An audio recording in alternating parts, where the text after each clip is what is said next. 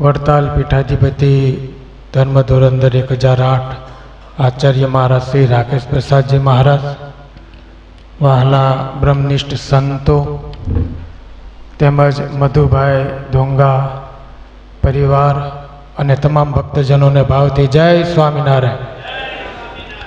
આજે સભા જોઈને ખૂબ આનંદ થાય છે, કારણ કે જ્યારે સ્વામિનારાયણ ભગવાન રાજકોટ આવ્યા ને ત્યારે એક હરિભગત હતા લક્ષ્મીબાઈ, એને લઈને ભગવાન સ્વામિનારાયણ રાજકોટમાં પધારતા અને સત્સંગના શ્રી ગણેશ થયેલા.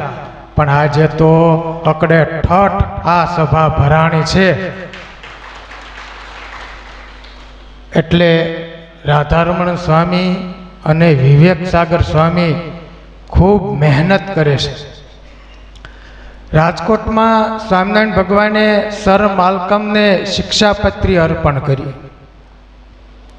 એ હાલ ઇંગ્લેન્ડમાં છે. જ્યારે ભગવાન સ્વામિનારાયણ આ બોરડીની નીચે બેઠા, ગોપાળાનંદ સ્વામીએ કહ્યું કે તારા સ્વભાવ ન ગયા અને કાંટા ખરી ગયા. એ બોરડી આપની સમક્ષ એ અહીંયા જ છે. અને બાલમુકુદાસજી સ્વામીએ જે બાલાજી હનુમાન દાદા પધરાવ્યા, એ હનુમાન દાદા આપણી વચ્ચે ઉપસ્થિત છે. વાલા ભક્તજનો, આજે 73મા વાર્ષિક પાટોત્સવ પ્રસંગે આચાર્ય મહારાજશ્રીએ સવારમાં યજમાન પરિવારોને આશીર્વાદ તો પાઠવ્યા અને હમણાં પણ આશીર્વાદ પાઠવવાના છે.